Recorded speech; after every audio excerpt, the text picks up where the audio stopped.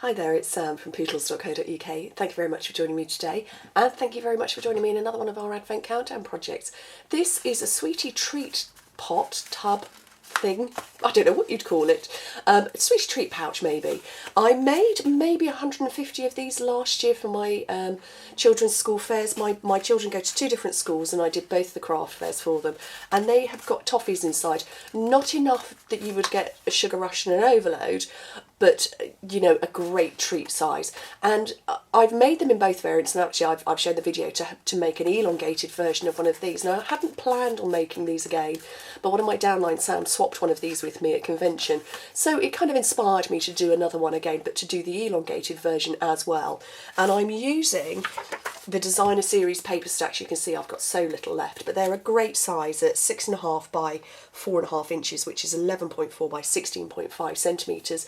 Although, to be honest, any piece of paper you can make this treat pouch with. So you need sticky strip.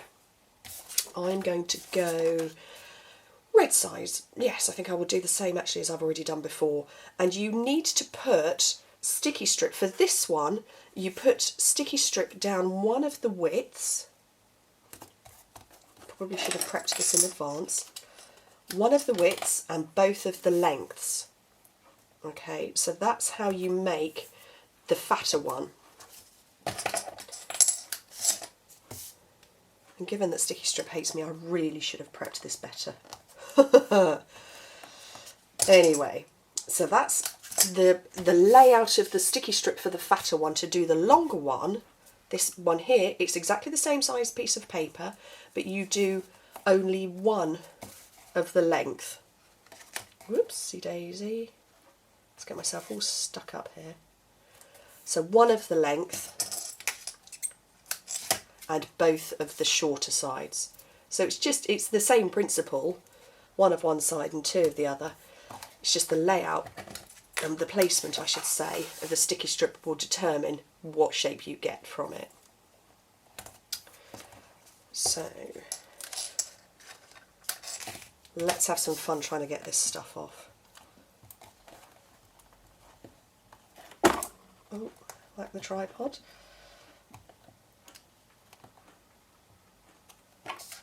No, it's going to have to be the paper piercer today. Right. It's the backing off one. Oops.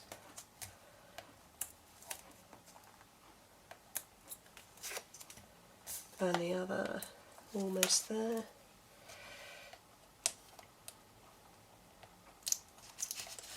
Okay, so we're going to make the fatter one first, and what you do is you want this sticky part here to stick to that section there. So by having taken all of the sticky strip off, you've got an anchor.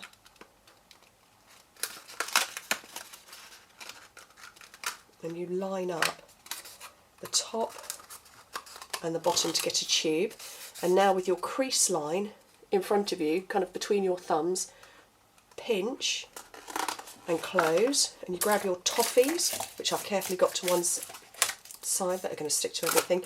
You can fit about 5 in here. Unfortunately, there's not enough left to put 5 in each.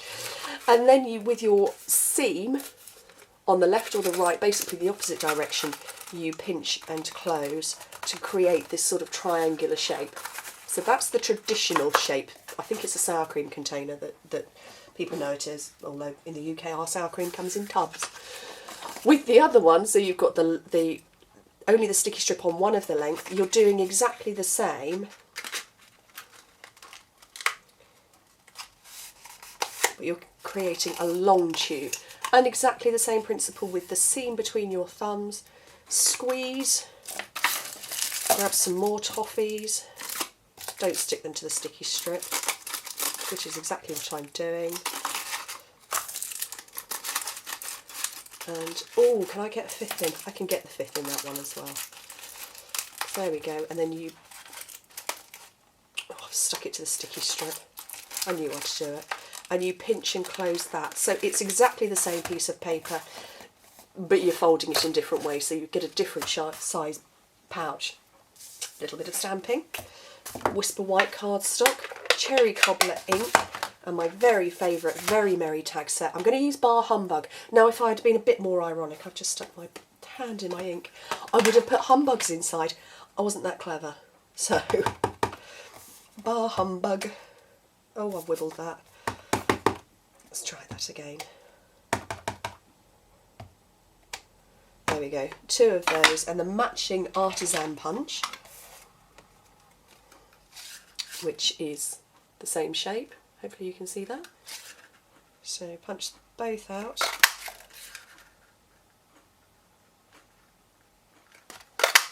And then a couple in cherry cobbler.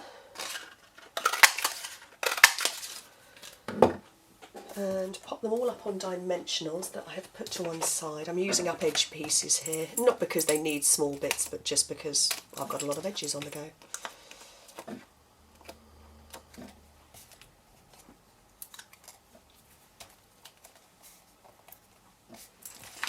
A couple more.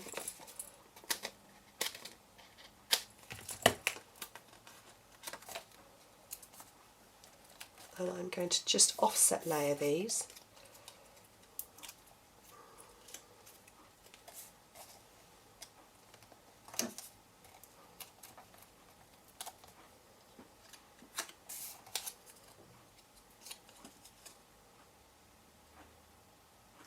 There we go. A couple of candy dots. So I've got the Regal. No, I haven't got. I've got the Regals collection and the cherry cobbler ones. Just down at the bottom, you can put rhinestones on, and obviously you can fit it to the colourway that you've got going on. Cherry cobbler ribbon. And I'm going to get quite a bit of length. I'm going to move that ink before I stick my hands in it again.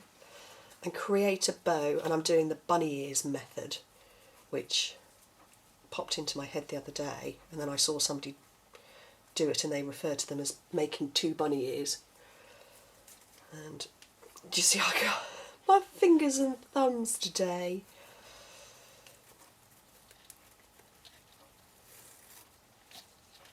And it creates a bow where your tails will hang down. So, okay. So I want a longer one for the red, and I'll have a slightly shorter one for the cherry cobbler spotty pouch.